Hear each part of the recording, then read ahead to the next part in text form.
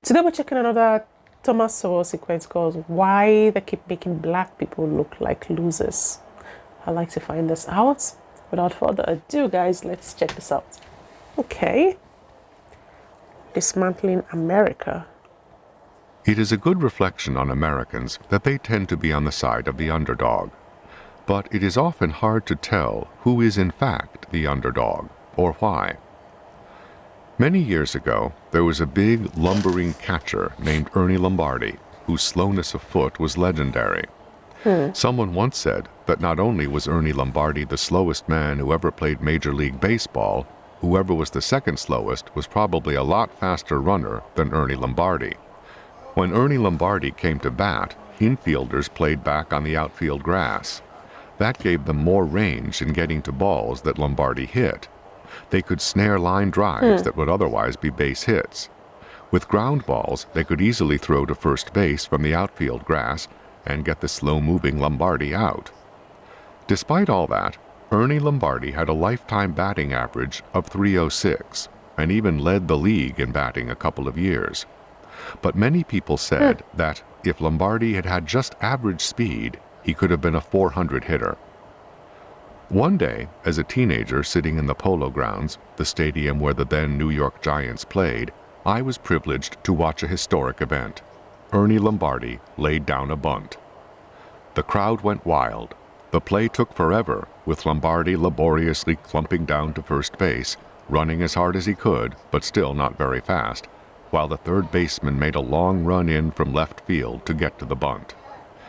We cheered ourselves hoarse, rooting for Big Ernie as he doggedly but slowly made his way down the first baseline. He barely beat the throw, which set off another explosion of cheers. We were not just cheering for a hometown player. We were rooting for Lombardi to get revenge on those who had taken advantage of him for so long. We were cheering for the underdog. But was Lombardi really an underdog?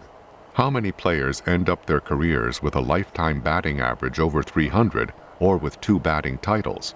Like most of us, Lombardi was handicapped in some ways and privileged in others. Many people would consider it a handicap to be a black orphan born in the Jim Crow South during the Great Depression of the 1930s. But the home into which I was adopted had 4 adults, and I was the only child.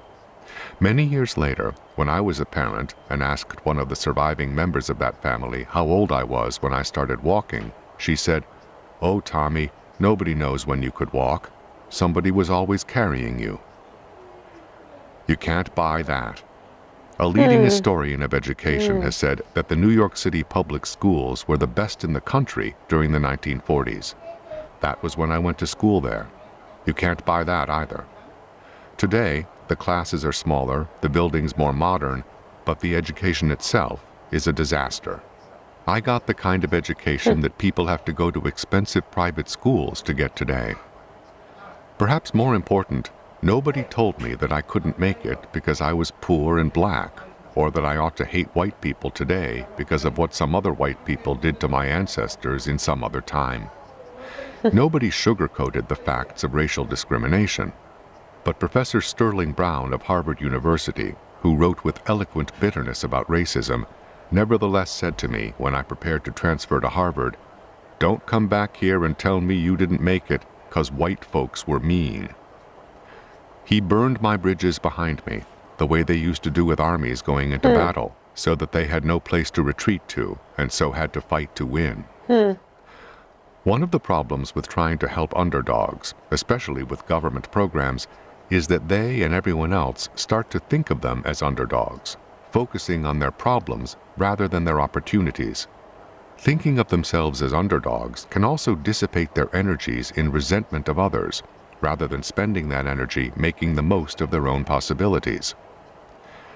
It must have been discouraging for Ernie Lombardi, especially in his early years, to be repeatedly thrown out at first base on balls that would have been base hits for anybody else. But he couldn't let himself dwell on that, not and win 2 batting titles.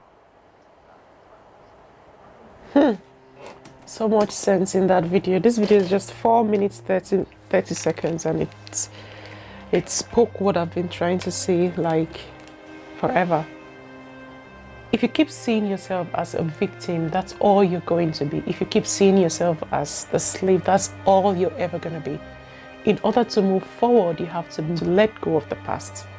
You have to let go of the past. Like, let go of all of that baggages. Let go of all of that baggage. Let go of all of the hates. And before you know it, you're going to be thriving. It's like all of that baggage and all of that hate is pushing you down, that you can't move forward if you keep pulling it behind. If you keep pulling it behind you. It's like trying to climb a mountain with a big bag filled with heavy rocks. There's no way you can do that. All you gotta do is just let it go. Everything that happened in the past. Move on. Take out all of the hate, you know, just move on. Move on. Get away from that company that keep filling your head with nonsense like you should hate white people because some certain white people like maltreated your ancestors. You shouldn't get yourself, like, you shouldn't mingle with them. It's like you said, handicap in some ways but thriving in the other. Like, everybody has their own flaws. It doesn't matter the color of the skin. So people should really stop thinking that your success only depends on the color of your skin, because that's not how the world works. Like, people need to stop having this mindset that they should or really should be treated in a different way because of the color of their skin. They should be treated special, or you know, like, the moment you get out of that mindset, the moment you let all of that hatred go, you're going to feel so much lighter and everything is just going to become more clearer to you. I totally enjoy watching this, guys. His voice is so calming. Like, listening to him talk is like, I could listen to him speak forever because he speaks with so much intelligence and so much ease, you know. Totally enjoy this. And he's absolutely right. I totally agree with everything he just said. In order to move forward, we have to let go of the past. And that's how it is. Thank you so much, guys, for sharing this with me. Thank you so much for watching the videos, and I really hope you enjoyed it too. If you did, do not hesitate to give me a big fat thumbs up. And also consider hitting the subscribe button as well. And I'll see you guys in my next video. Until then, stay safe, be kind, and bye.